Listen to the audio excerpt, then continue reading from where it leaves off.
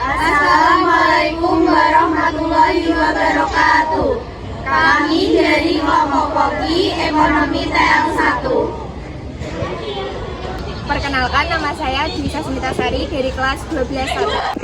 Perkenalkan, nama saya Ajeng Nur Khalifah dari kelas 12-1. Perkenalkan, nama saya Bunga Cahya Asrul Tias dari kelas 12-8. Perkenalkan, nama saya Windira Anggraini dari kelas 12-1. Perkenalkan, nama saya Widya Dewi Yulaningrum dari kelas 12-1. Perkenalkan, nama saya Juni Wahyu Rahmania Fauzia dari kelas 12-8. Perkenalkan, nama saya Sinta Fitriana dari kelas 12-1. Perkenalkan, nama saya Nia Rahmawati dari kelas 12-1. Kami di sini akan menjelaskan tentang kebijakan proteksi perdagangan internasional. Kebijakan perdagangan internasional merupakan rangkaian kegiatan atau kebijakan yang diterapkan oleh pemerintah guna untuk melindungi industri dalam negeri atau kepentingan nasional. Ada juga kebijakan proteksi. Kebijakan ini diterapkan untuk melindungi industri dalam negeri agar bisa bersaing dengan produk luar negeri. Adapun macam-macam dari kebijakan proteksi, yaitu Assalamualaikum warahmatullahi wabarakatuh. Perkenalkan, nama saya Sinta Fitriana dari kelas 12-1. Di sini saya akan menjelaskan tentang bea masuk. Bea masuk adalah pungutan negara yang dikenakan terhadap barang impor yang digunakan dalam daerah pabean, sebagaimana dimaksud dalam Undang-Undang Nomor 10 Tahun 1945 tentang kepabeanan. Perhitungan bea masuk. Dalam perhitungan bea masuk, untuk rumus perhitungan PPN dan PPh adalah sebagai berikut.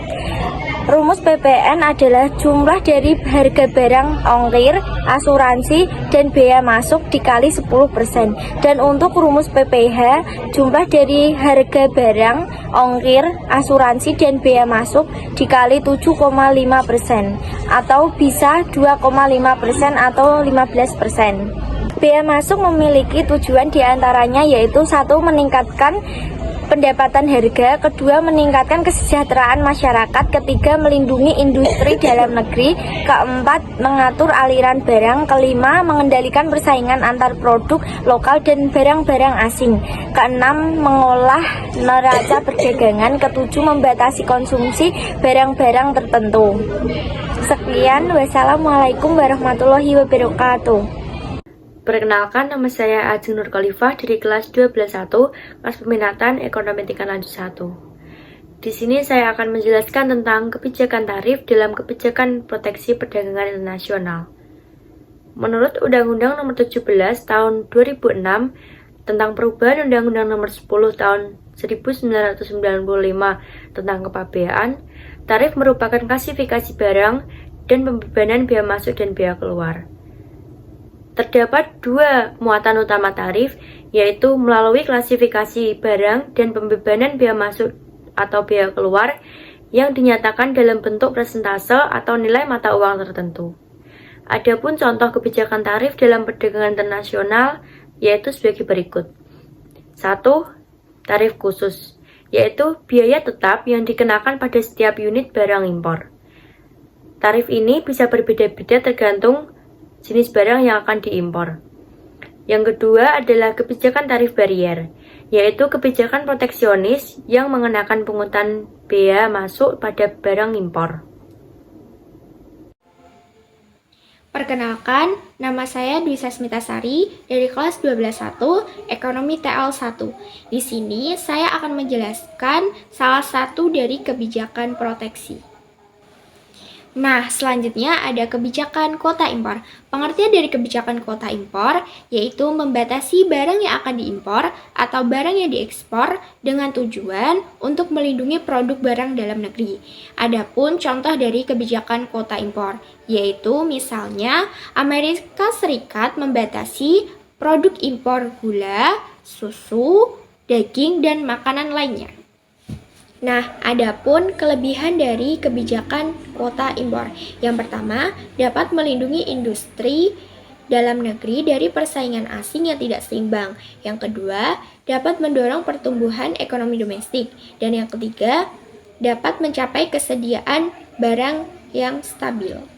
Dan kekurangan dari kebijakan kuota impor yaitu 1. Dapat menyebabkan kekurangan pasokan di pasar domestik. 2. Cadangan devisa asing terkuras untuk membayar impor. Yang ketiga, dapat mempengaruhi hubungan perdagangan dengan negara lain. Assalamualaikum warahmatullahi wabarakatuh. Perkenalkan, nama saya Windika Anggraini dari kelas 12 Saya di sini akan menjelaskan tentang kebijakan proteksi, yaitu subsidi.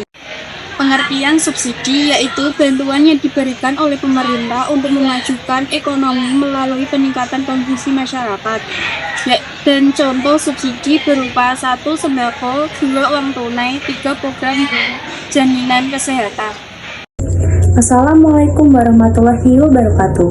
Perkenalkan, nama saya Bunga Caya Asbinityas dari kelas 12-8 Ekonomi TL1.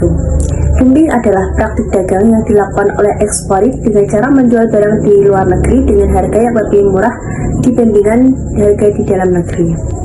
Contoh dari dumping adalah Cina yang seringkali menjual produk seperti baja, tekstil, hingga produk elektronik yang lebih murah di Indonesia ketimbang di negara asingnya. Seperti diketahui, menjual barang di luar negeri dengan harga yang lebih murah daripada di dalam negeri tersebut. Dumping adalah hal legal menurut WHO. Politik dumping adalah kebijakan suatu negara memenangkan persaingan perdagangan. Sekian dari saya. Wassalamualaikum warahmatullahi wabarakatuh. Saya akan menjelaskan tentang larangan impor. Larangan impor adalah kebijakan pemerintah suatu negara yang membatasi masuknya produk dari luar negeri ke wilayahnya.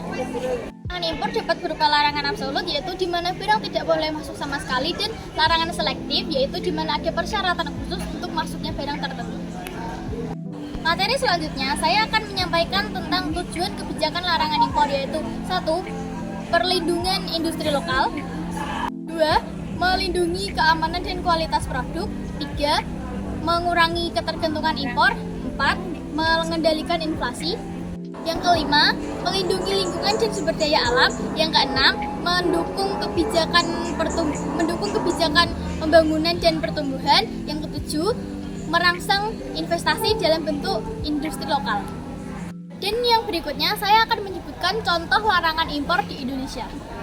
Antaranya yaitu larangan impor limbah plastik, larangan impor rokok elektrik, larangan impor ayam hidup, larangan impor ban bekas, larangan impor pakaian bekas, dan larangan makanan tertentu.